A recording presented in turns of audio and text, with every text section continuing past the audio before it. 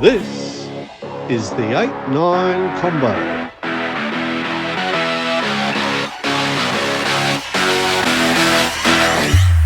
Here goes Jones with another bruising run. He links up with McKay, who pops back to Jones. They can't.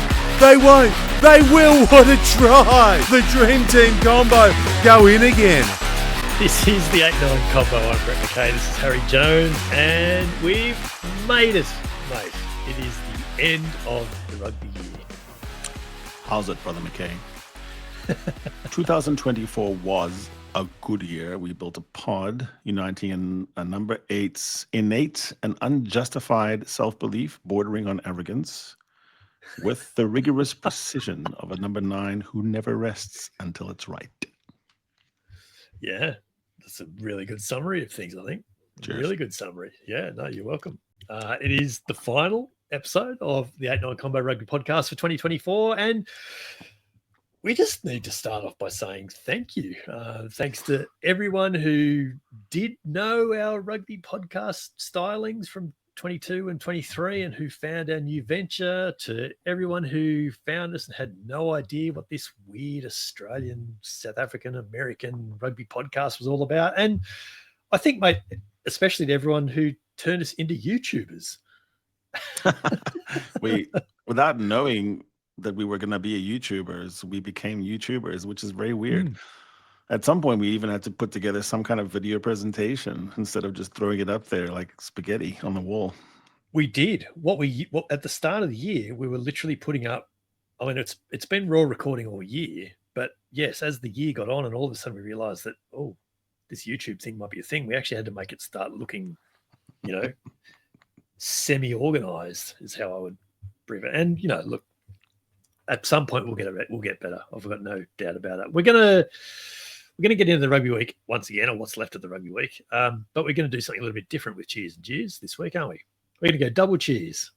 Yeah, it's not really the time to have jeers. Who wants to jeer? There's no time for jeers. Yeah. It's nearly Christmas, so cheer off. I cheer the year that was. I saw Scots take the Calcutta Cup. I went to an auction with Nigel Owens. I met a Viking warrior queen. I was a mall whisperer for at least 3 MLR teams, including one in Monterrey, Mexico. I cheer the fact that I was able to insult Bill Beaumont's bodacious bum. And I scrummed Ox Inche. I was at Loftus, Ellis Park, Kings Park, and Cape Town. This is just sounding like a review of all the trips that I didn't make this year. I went to those 4 hallowed cathedrals of rugby in South Africa without spraining my tongue this time. Let's see. I got to see the Boks battle the best of the rest and come out the best still. Start number 1, end number 1 of the year. Won an appeal in Tanzania. Oh, wait, that was different. Let's see. I got to see my first Bledisloe and I met you. And, yes, we did do that mad night in an HIA booth. So that's sort of symbolic of my year. But no, I want to say my cheers is to you, and that it was a wonderful thing to pod with you. People don't know the behind the scenes stuff, but we have to end up chatting a lot, and awkward times, and we do. Everything doesn't always go exactly right. No. You've been unfailingly kind, cheerful, and reliable, which is, as they say, competence is sexy. Really important to be there at the right time and have the right shit on. So yeah, this is very true. I can imagine both our families are going to be sort of wondering how we're going over this break. You two are right. You haven't spoken to Harry for a few days. Do you need to check in on him?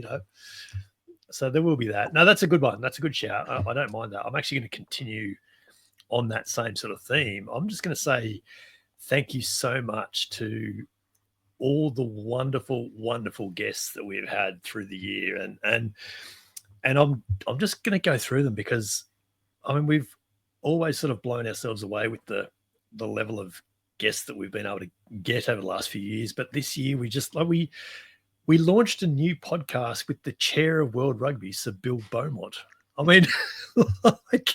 That's just crazy. But they just followed from there. Simon Rawalui, Charlie Morgan, Matt To'omua, Michael Atkinson, Sam Lana, Ned Hannigan, Rian Lowe, the great Laurie Fisher, Simon Strawn from Gainline, Shawnee Maloney, Lucan Salakai Lotto, who's had a fantastic year. Wow. Tim Horan showed us his old jersey collection. The great Tony Johnson we had a couple of times. Kevin Foote was so open and honest and raw about everything that was happening with the Melbourne Rebels this year. Harry Wilson, before he was Australian captain, Oxenchae, as you mentioned, Jamie Wall, Andrew Kellaway, Sam Windsor, Daniel Herbert, Gareth Whitaker, who was one of the directors of Chasing the Sun, and we then end up having a great partnership with Gareth and the guys there, which was fantastic through the Rugby Championship, and we say thanks especially to them. TMO Brett Cronin, Paul Cully, Jim Tucker, Jeff Parks, Marcelo Bosch came back. Sumo Stevenson came back. Liam Napier, Jared Wright, James Slipper, Vihan Funderit, the Rocket Foot. Rob Kitson, Dan McKellar, and just last week, Patrick McCarry, who has turned you into an actor. Is that what you are now? Hey, for real. That's a good list. That's a good list. How do we do that? What's funny is literally people, so we don't pay anyone, by the way. People are appearing on our show because they're nice guys. It's cost us a few beers here and there, but that's about it. But it's preposterous, actually. And people want to know how. And we're like, we just go, do you want to be in our pod? We literally just say that, and it becomes easier. I think the first few times it felt awkward. And, obviously requesting, so Bill Beaumont felt a little bit awkward, but then he said, sure, let's go. And I'm like, wow, that was easy. Why didn't we do that 2 years ago? Yeah, exactly. Yeah, well, yes, Harry, I will appear. and that is what has been so cool about all this for the last couple of years. We feel like we can sort of get to whoever we want to have a chat with, and that's the joy of this now, is that we're just having great rugby chats. There was that one guy that every said, week. Yeah, there's been a couple of polite declines, which is fine, but I think even in those couple of cases, we've got to them anyway. Eventually, we need Razor on. I'm telling you. Yeah, at some point we'll get him. We've still got a hit list. But anyway, that's a job for another year, I think. The end of the rugby year. Yeah, I think so. I think it's a good way of starting this. The end of the rugby year can only mean one thing, mate, and is the year in review episode. And we're going to get to that right after this.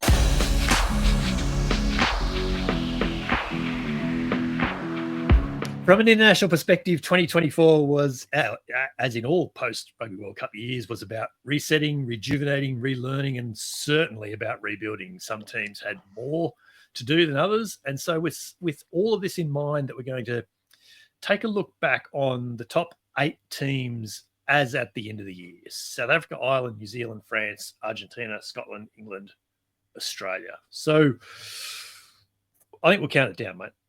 Let's start with Australia. And the simple question for all of these is, how do we sum up 2024 for the Wallabies? Yes. Go. I imagined a Western town in one of those cowboy movies where there was a sort of a conclave of people that arrived, various people from various towns. And if you write that story really well, it's a beautiful movie because everyone comes into conflict at the end. But I imagine Australia as the school teacher from back east, from Boston maybe, very well-dressed and abstemious, grammatically correct, not carrying a gun was Joe Schmidt. Sort of severe, and he was coming into this town to preach, precision. We've got to have a school here. It can't just be like a bunch of cowboys shooting each other in the arse and having saloons and stuff. I come, Joe, from Boston, and I come all the way out here to the Wild West to teach you a scientific method, proper experiments. I felt like over the sweep of the year, Joe Schmidt didn't mind. I'm sure he didn't like the losses in the Rugby Championship, but he didn't mind them if he was extracting these little lab experiments. If there was something to learn from. Sit down with his chosen students and say, now, students, I told you it wasn't going to be fun for 6 months, but now we've got a big school play and the whole school is coming, and the whole town is coming to watch it, and you're going to be the heroes. And so that end of the year tour, was finally when he got to smile. Yeah. And I thought, Yeah. good on you. Yeah. Yeah, it's a really good summary, and it's a good, if a hard worked analogy. I've got more. Don't worry. I'm sure you did.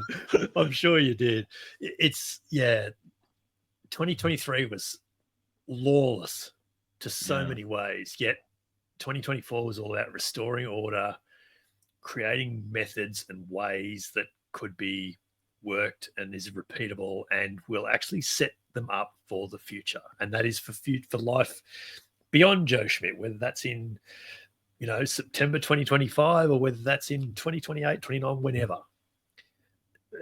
This is all about, rebuilding for the future. And I think they've done that surprisingly, exceptionally well. The results achieved in 2024 were, I think, well in advance of what Wallabies fans expected. And I think that, in fairness to Schmidt, there was a real concern. Like, I didn't know how 2024 was going to go, because I think part of that was because I don't think we actually fully realised the damage that was done in 2023. But the fact that he was able to come back in, sit back, observe who he had in terms of playing talent and cattle, and even coaching talent as well, because he had to rebuild his coaching team. Yeah.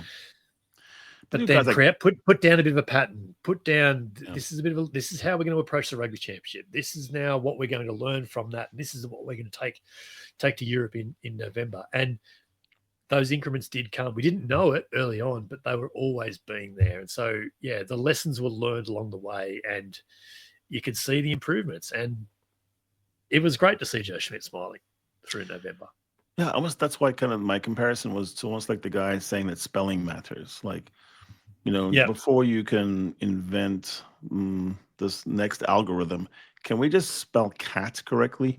And I think presentment of ball was my number one pet peeve watching Wallaby rugby all these years. I feel like the presentment was sloppy, to say the least. So, small things become big things when you're trying to go to phase 3, 4, because resourcing the ruck and having someone in proximity who knows what they're doing and doesn't kick the ball by mistake into the other guy. How many times have you seen that happen? I thought that there was this very calm schoolmaster. It is definitely someone coming from the different, almost embracing the underdog. I think Eddie pretended to be underdog coach, but he was always actually the most unjustifiably arrogant guy, confident guy for what his results were.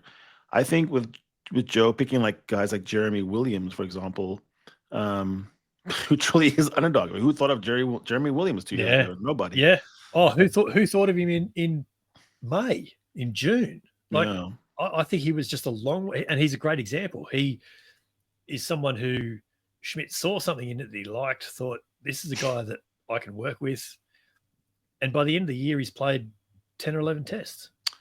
My only sadness is that, my boy Tane Edmed, who I was the first to barrack for, he's like the little boy that gets into the school play, and he's supposed to do this one, scene, and he falls and breaks his arm and has to be the taken stairs away. Leading up to the stage. Doesn't even get to be on the boards in front of the crowd. So poor Tane. I think he got to throw one pass, maybe. He did, and he then made half a tackle.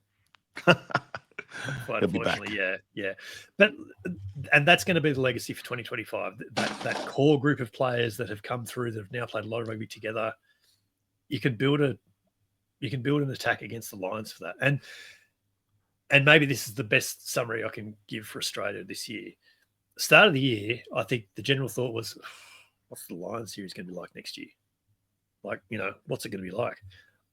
I think that now has become, bring it.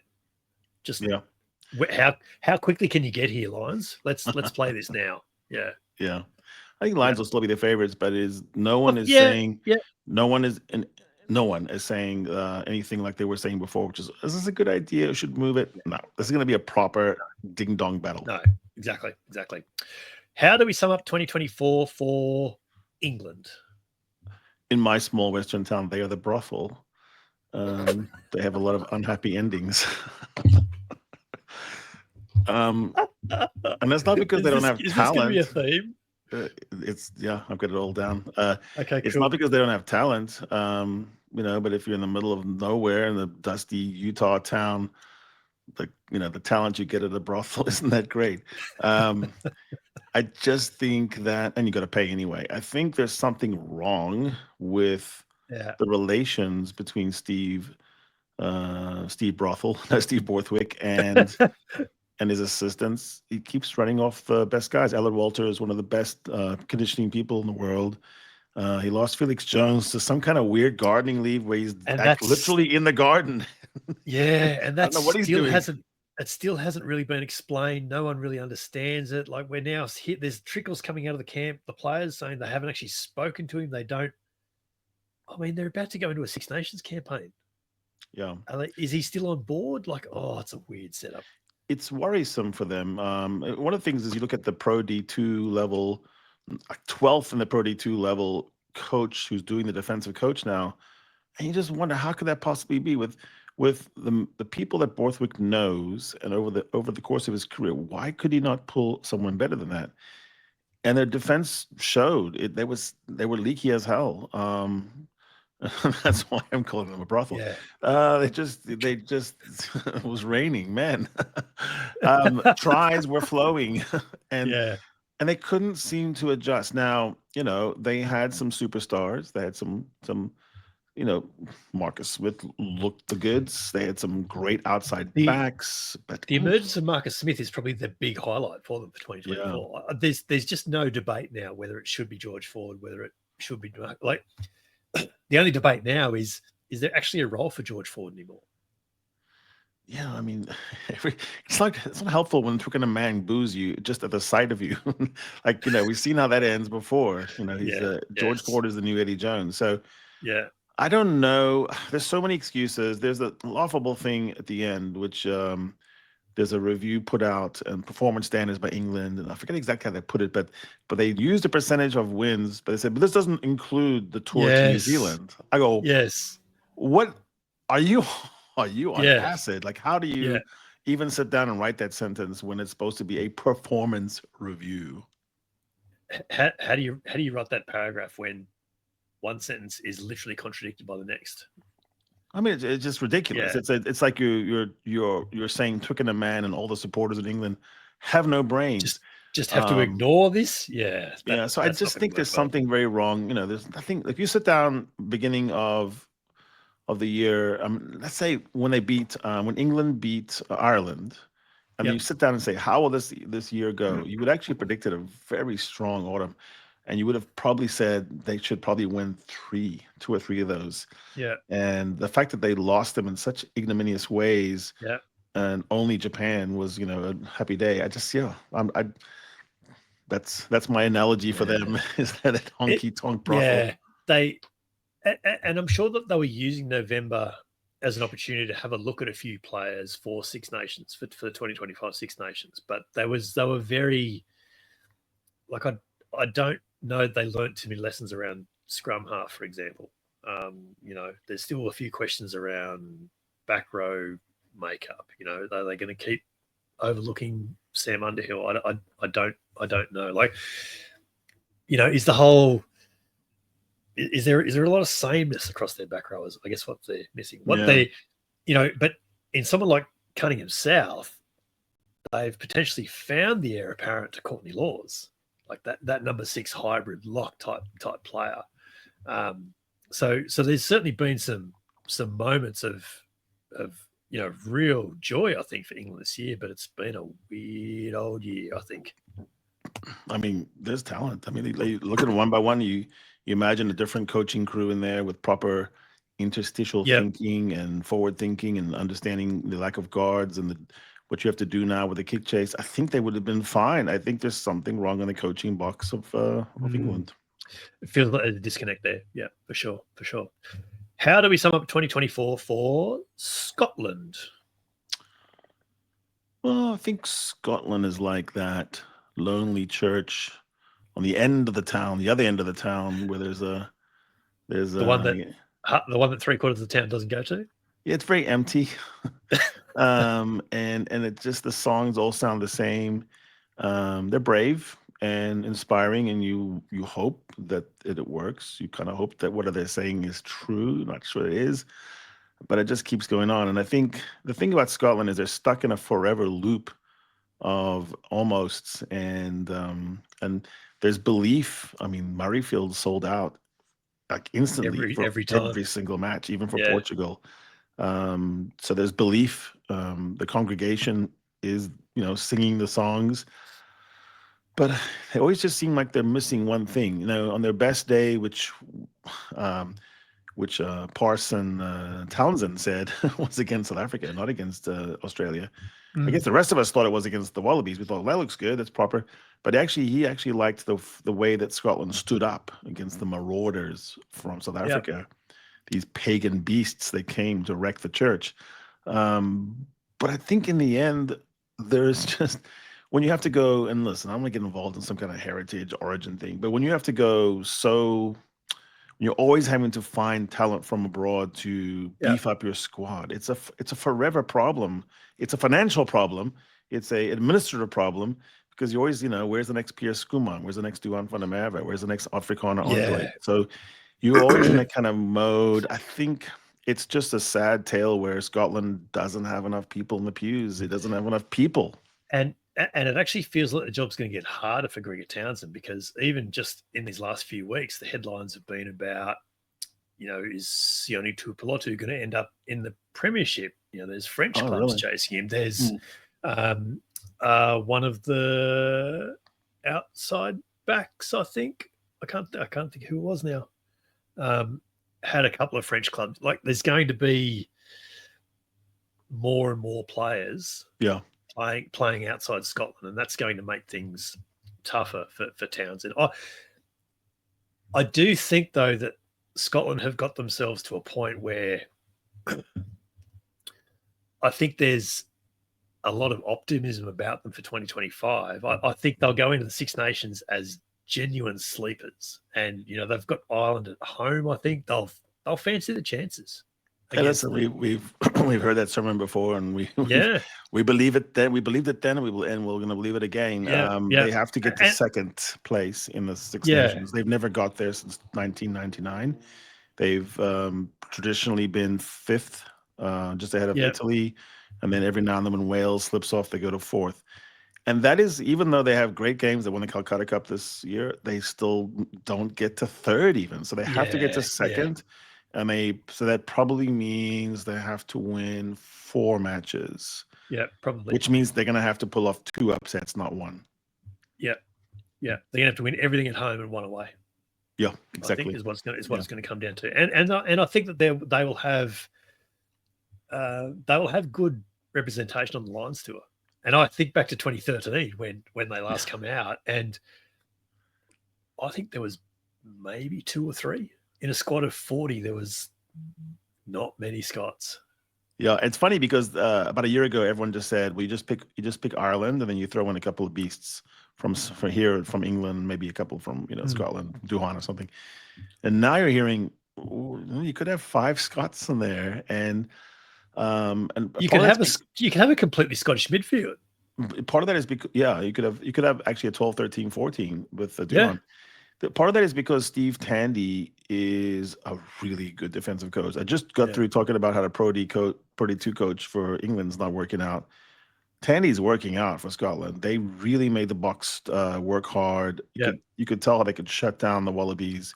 The Wallabies haven't fixed their defense yet, but the Wallabies' attack has been pretty good all year. So, I think there's stuff there. Like I say, we want to believe it's true, and we hope it's true.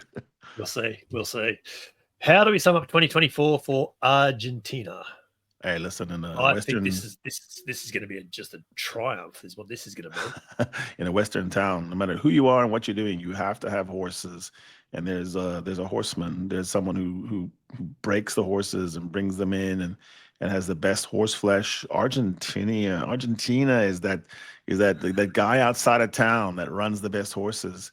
They can gallop nowadays. They are a galloping herd. They're wild. They're really just a beautiful rugby playing. I like the style now. I think in a way that sort of middle phase where I think Czech did some good with them to bring them to sort of some sort of discipline, which just sounds odd for us thinking of Czech. Yeah. But they kind of needed to go back to their roots with Contepomi, and I think he's done judges talent well. I think they're running hard now. They are difficult to keep out.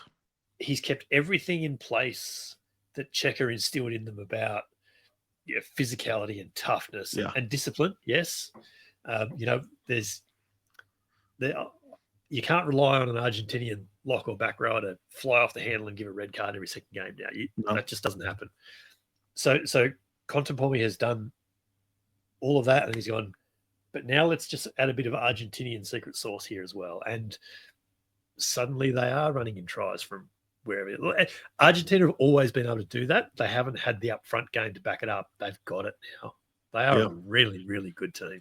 They're fun to watch, and they have almost infinite resources at loose forward nowadays. It's actually crazy to watch how they can run. Oviedo was growing on trees. Joaquin Oviedo was one of the top players at number 8, 23 years old. And then you have Juan Martin Gonzalez, you have Marcos Kramer that no one wants to play against, and you have Pablo Matera. That's 4 loose forwards that would get into most squads around the world, but these 3 of them would. Pablo Matera is in the World Rugby Team of the Year, and without much argument. Yeah, and I mean, there's still people on the sidelines there, like Facundo Issa. There's other people as well. There's actually some really, really good loose forward talent. So I think it's fun to watch. They are like, that's why I said like I like watching horses gallop in the wild. they when Chocobares or Sinti gets Malia that was insane that year. Malia's year, there are so many highlights with Delgui playing off of him. They just really, it was a highlight machine. It was. But even I think out wide, Nico Sanchez steps away from international rugby. I think, well, that's going to be a bit of a hole to fill. But Santiago Carreras steps up and just looks like a Test 5'8". But then by the end of the year, it's Tomas Albornoz. And he looks fantastic. So what we're describing is depth, and that's actually what there wasn't enough horses. They lacked depth for a long time.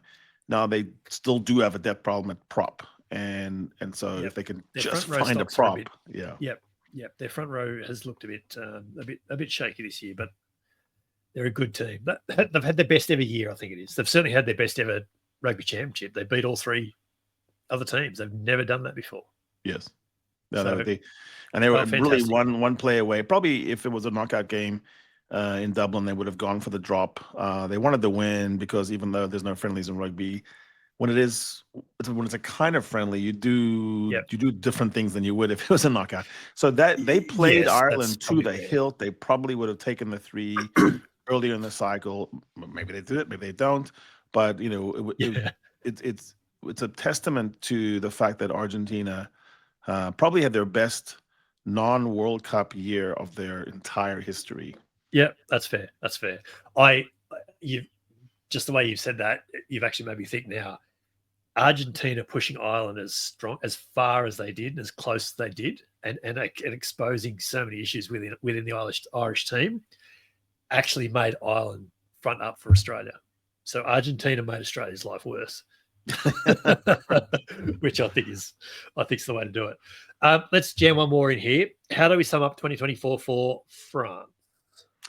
Every Western movie has to have a villain. The cattle baron that has so many teams of bullies and henchmen and hired Pinkerton mercenaries, vast ranch, infinite sky. The fix is in. They've got the sheriff paid off. They've got it's all under the. And the thing is, you still need that villain.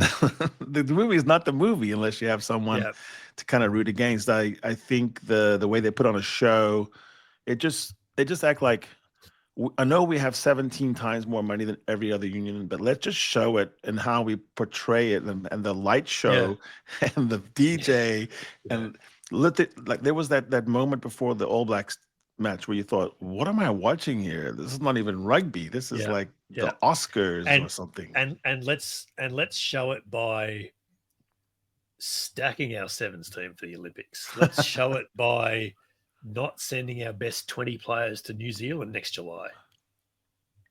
I hope that changes. Is there a shot that will change? Because that just maybe.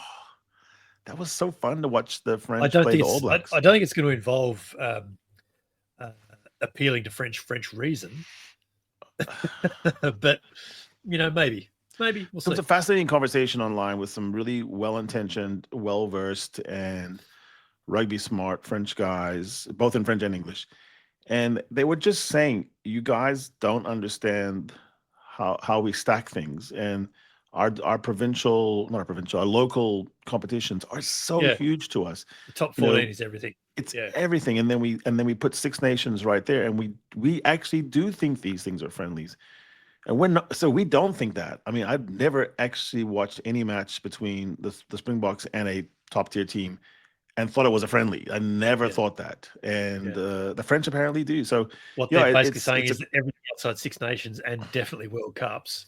It's a cultural thing, and I don't know if it can change. Yeah, we'll see. It's an interesting one. It's been a good year for a lot of teams. It's been a good year for a lot of teams.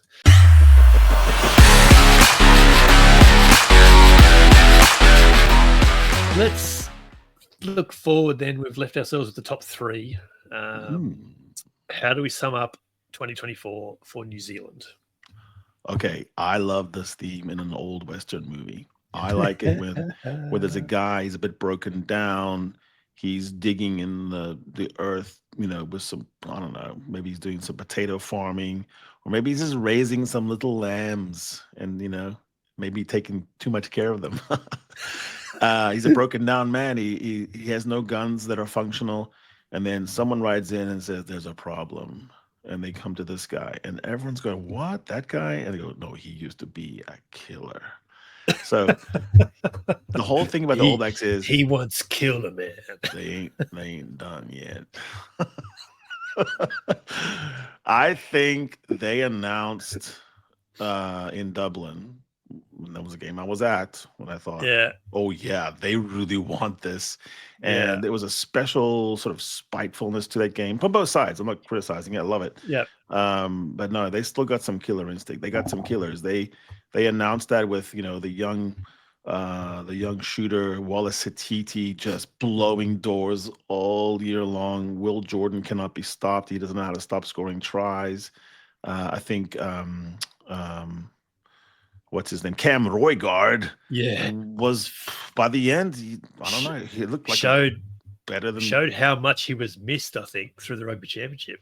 I mean, yeah, he looked better than Billy the Kid from the French team. And no, there's some real life in those guys yet. I suppose I'm still coming back to the fact, is Tupuvai is it good enough lock? I feel like the Lucy's are there. The front row is legitimate. Cody Taylor had one of the best. I think he was the best hooker in the world. But yeah, there was just. I wonder if they could just find a couple locks. That's all. I think there's still some questions about back row and back row balance. Is it? I think everyone knows about what Sammy Finau can bring, but is there the right balance to a back row that is obviously going to have Artie Savia in there somewhere, but you would expect it's going to have Wallace Atiti in there, but is Ethan Blackadder still in the mix? Is it Finau? Is it Luke Jacobson? Where does Dalton Papali'i fit? I think there's still a few questions there, and then you go further out, and I don't think they've solved their number 10 problems. In fact, Scott Robinson finishes the November tests and says, first thing he says when he arrives back in New Zealand is, I'm going to talk to the board about picking players from overseas. So he clearly wants to still pick Richie Mo'unga. So, they haven't actually solved anything around midfield yet. But that's what the aging, former gunslinger always does. Once he goes, okay, I'll take care of this problem. He gets his old buddy that is a real killer. So that's Richie Mo'unga. Richie Mo'unga, you put Mo'unga in there. And who knows what this year would have looked like for the All Blacks. I think he's worth at least 2 wins out of the 14 matches they played. Yeah, potentially. How do we sum up 2024 for Ireland? Ireland is this band of bank robbers. They rob stagecoaches, and they have this particular way of doing it, and it's very, very complicated. They can crack any safe, and then suddenly technology changed, and their way of cracking a safe stopped. It doesn't work anymore. And they just the safes are now on trains. Listen, the way that they played rugby with infinite decoys, where every single player, whether it's James Ryan or Joe McCarthy, has to look like they're about to catch the ball, requires such discipline that it's exhausting, and you just stop doing it. And it's like, you're having to repeat the catechism in Latin backwards while you're juggling. It's too much. Because, while you're doing that, people are hitting you in the knee with a baseball bat. So I think everyone just learned that you have to muck the ruck against them. Listen, the Irish defensive ruck is the best one. Their defensive breakdown's the best, but their attacking breakdown, I'm saying, they couldn't clean it enough. It's a beautiful theory, praised by this guy named Carl Brophy on Twitter, and he's talking about how I saw this. They relied on the roll more than anything else to clean the ruck. So when the croc roll comes in, or anything that looks like a croc roll, as we saw at the end of the year, is like if it was remotely like a little baby gecko, they called it.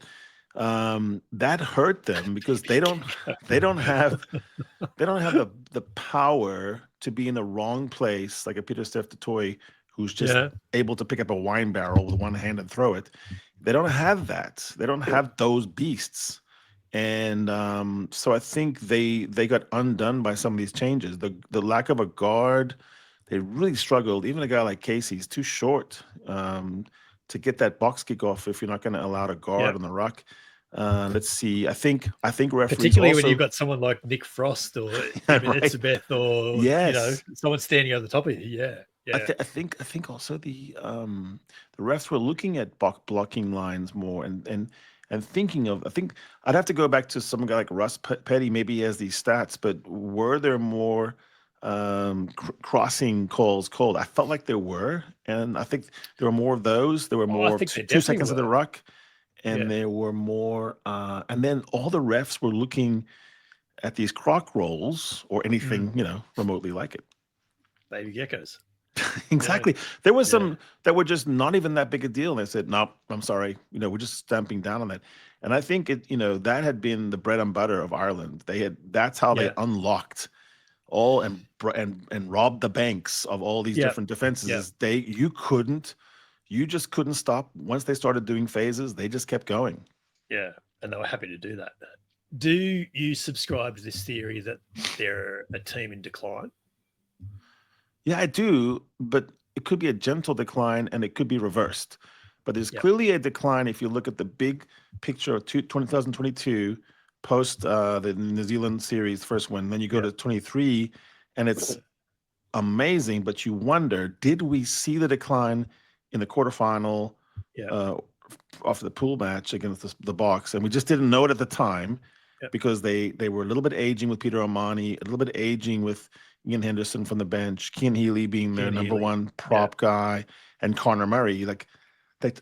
Or did they peak in Durban this year? But I do feel like there's signs of creakiness there, and they'd have to think long and hard about whether they can maintain this type of playing style and then just bite the bullet.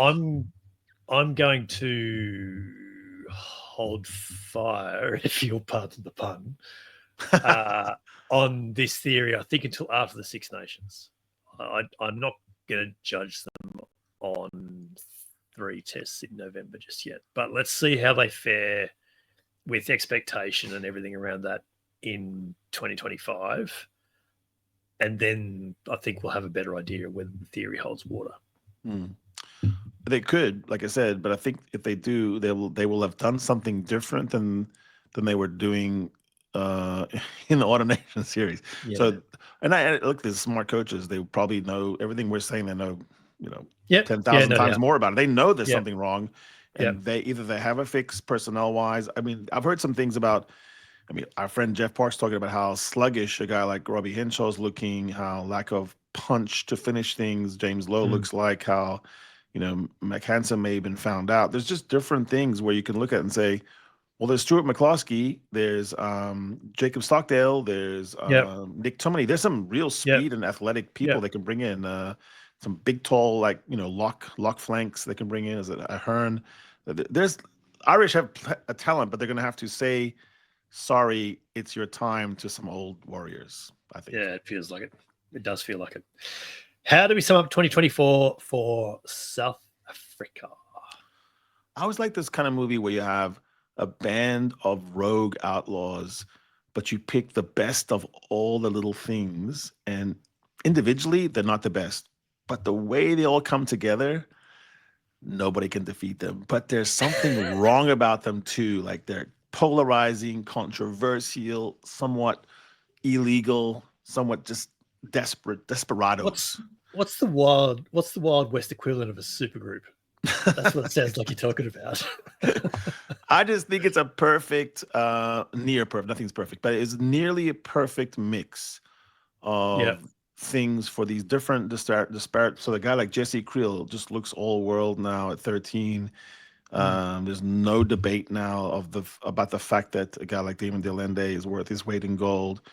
These guys weren't always viewed that way. So I think it's the power of the group. And they're led by their outlaw coach, this rogue, who other assistant coaches seem to like a lot. So that's interesting. And jump to work with and stay and have fun. So I think there's a happy outlaw wild bunch thing going on over there. Yeah, I think the best thing about South Africa this year is that we're so many other teams, and arguably the other 7 teams we've talked about, all had post-World Cup adjustments to make. South Africa didn't really. Their challenge was actually to try and, can we take another step? Yeah. And I think to a degree, Rassie did that by saying, yeah, I am going to play. We are going to play this test coming this weekend, but I'm not going to pick these 12 guys because I need them in 2 weeks' time. Yeah. So he's, we talk about 4D chess, Rassie and 4D chess, and he's become a lot more strategic. And I don't just mean strategic within the next 15 minutes of a game. He's now thinking 3 weeks ahead of a game. Yeah. And what do we do now that is going to impact performance in 2 or 3 weeks' time? So that's taking things to a new level, I think. Yeah, and I think there's 12 positions of the 15 that are really set in stone. There's 3 places on the bomb squad that are also really set in stone. But there's a couple of positions. 9 is one of them where it's horses for courses, and always it is. Grant Williams, Kubas Reinach, 10. Jaden Hendrickse.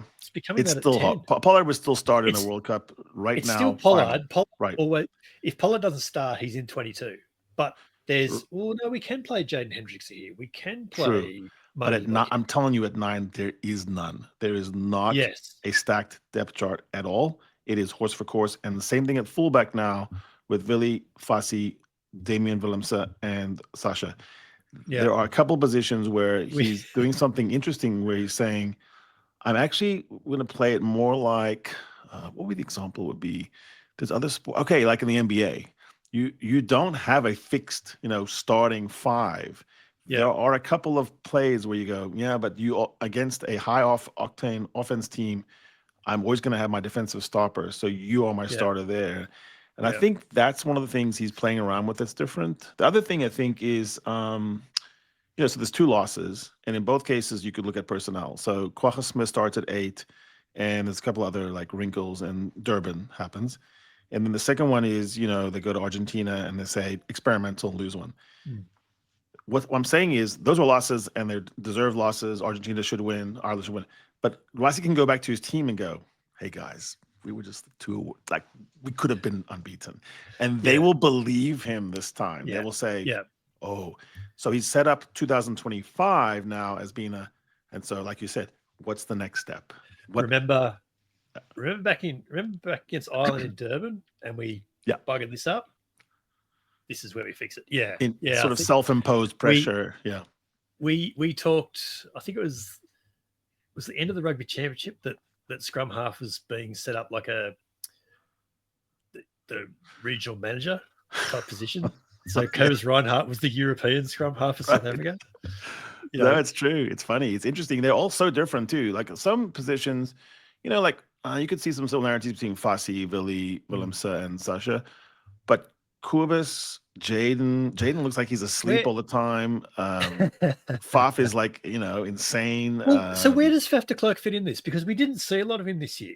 And I know that part of that was injury enforced, but we didn't see a lot of him, and he wasn't really missed. But he didn't start in some of the knockout games in the World Cup. I think there's just not an incumbent now in 9. And but it's not Jaden, but it kind of is. But it's not Williams, but it kind of is. It's just we don't know. And I think it's one of the weirdest things where, and I think there was a tell, which is there was that one game against Romania where the Bucks started all 4.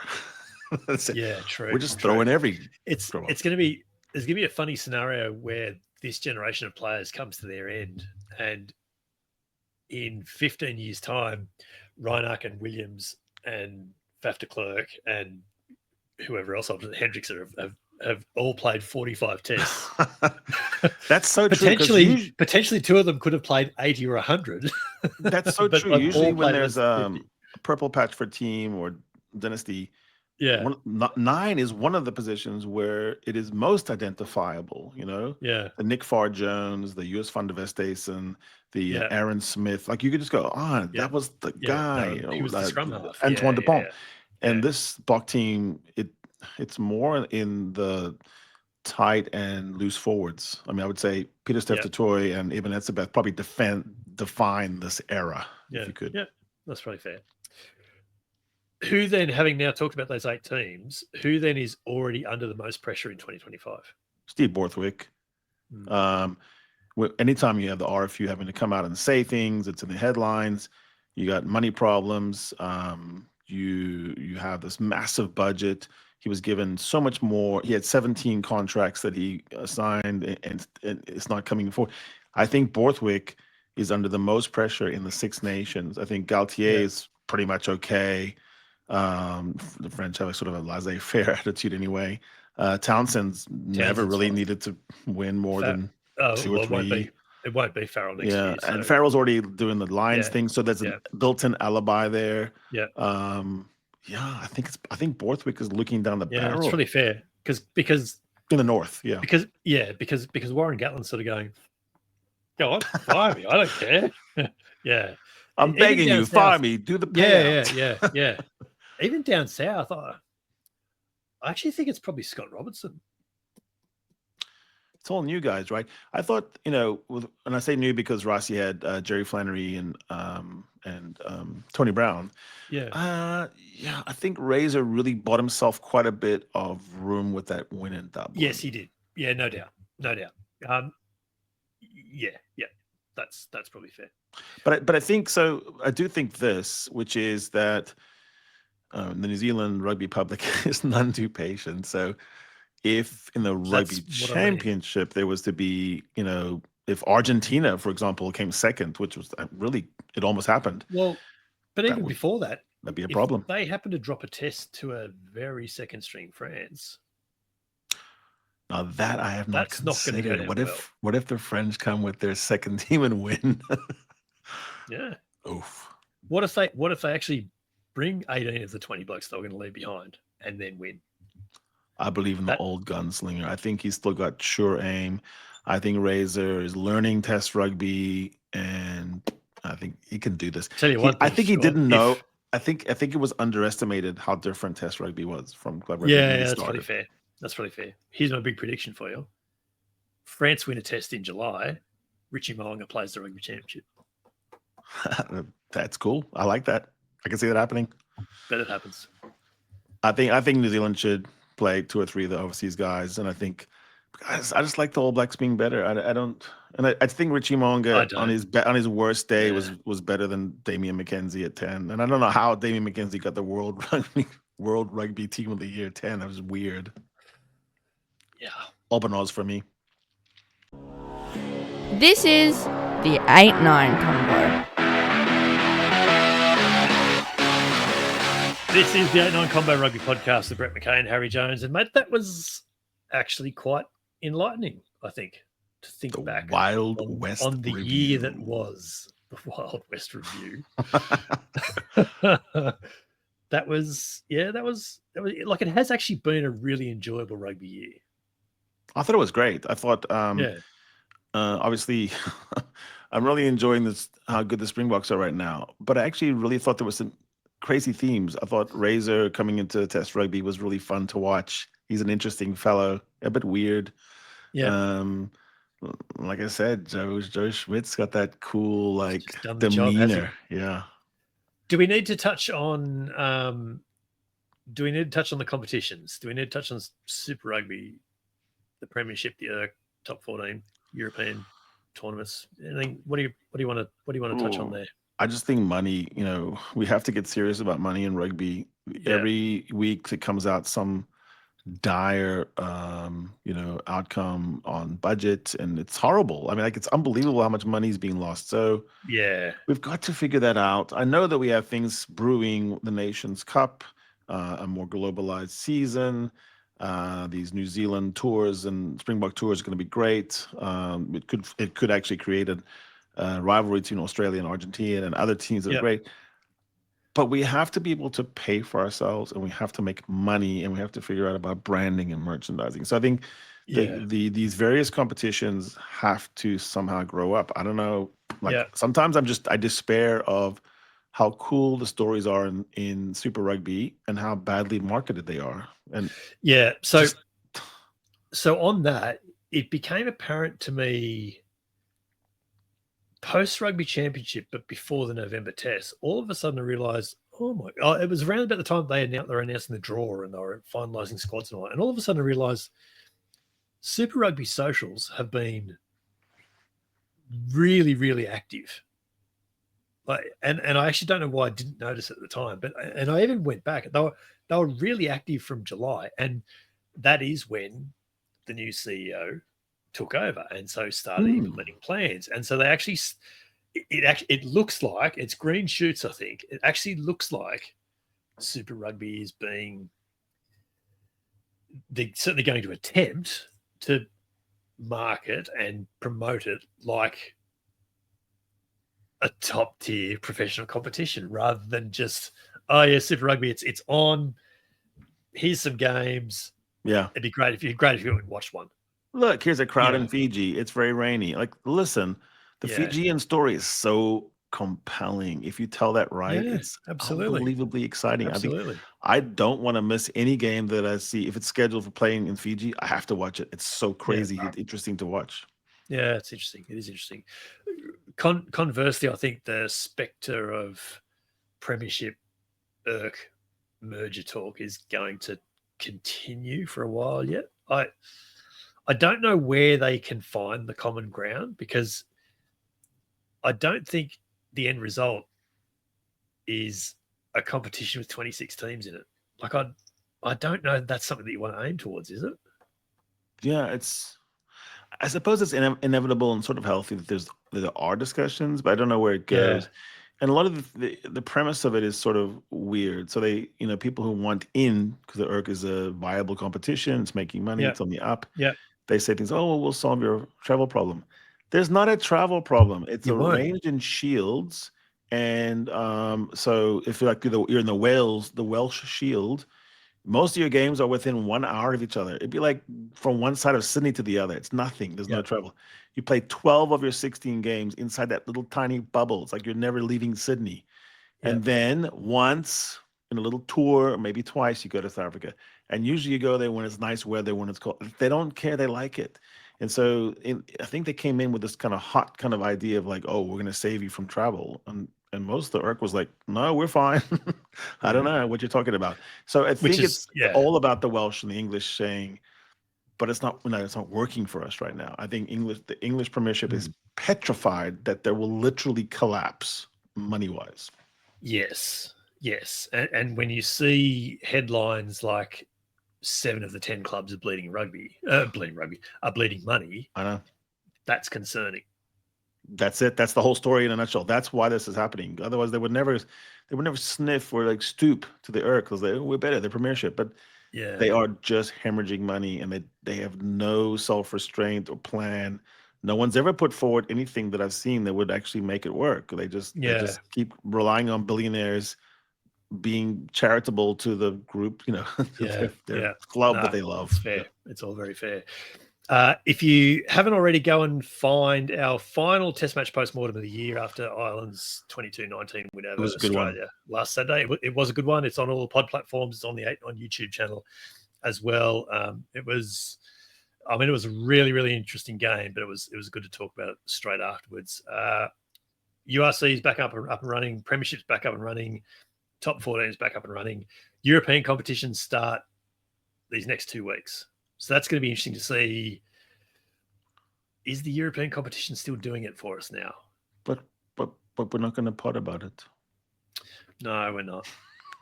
We're not. So if I'm not going we to don't go into pod about it, results. does it really happen? No, it's a fair question. It's a fair question. An interesting headline for you for these last 7 days is that Japan Rugby League 1 have sort of revealed their plans to expand the empire. And they're talking about setting up a structure around loan transfers this year. And then the following season, they'll be talking about, a youth development league. And then after that, it's expansion to include teams from Hong Kong and South Korea, for example. And then by 27, 28, they're talking about a salary cap, which is interesting. And then, after that, like 28, 29, they're talking about, minimum standards for stadium capacity and, building new rugby specific stadiums and maybe even switching to like an autumn to a June competition. So it feels like there's real change afoot potentially within the League One. But one of the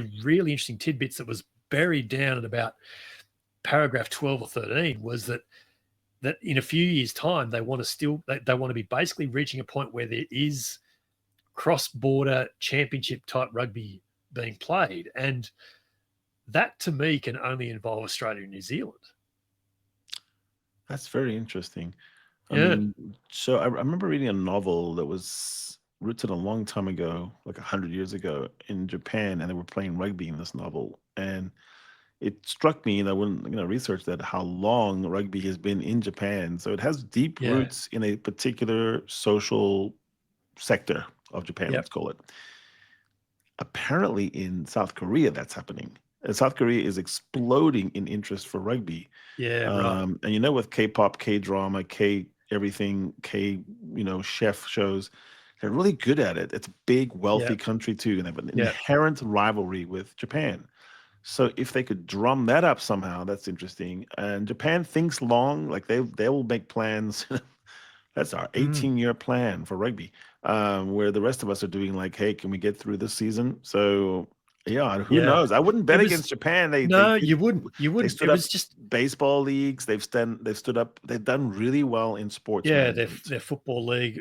Exactly. Yeah. It was just interesting that it was all laid out like that. This is what we're doing next year. This is what we're doing in 2 years, 3 years, 4 years time. And it presents like a checklist. All right, salary cap, transfer system. Why wouldn't they? It's a strange model over there because they do club rugby different from everyone else in the world, but their corporate employee thing they do. Their university competition feeds into the corporate leagues. Yeah, which is interesting. Some final thoughts? How do you want to wrap up the first year of the 8-9 combo? Well, I thought it was a lot of fun. I echo your comments about who we got to talk to, and that always makes it super fun because we just cannot even believe that we pinch ourselves and go, wow, we're talking to like some of our favorite players and coaches. I thought it was fantastic what people did with us and to us, and even if there were some snarky comments here and now and then, it was great fun. I enjoyed it. I'm actually going to be a bit sad, but we really do need the refresh. So I'm glad of it too. When I'm doing like gunslinger analogies and brothels, I think I'm out of ideas. I need some new and ones. baby geckos. Don't forget baby geckos. But look, it's been cool. We did bring in games of the week, which I think is a is a good concept. I like doing that to sort of start off the rugby weekend. The test match postmortems were ridiculously popular all the way through the season. So I think we've done a lot of cool things this year. Do we dare promise anything for 2025? I'm not going to. Increases and everything. I'll say that. That sounds like a board would say that. We project increases across the board. Yes.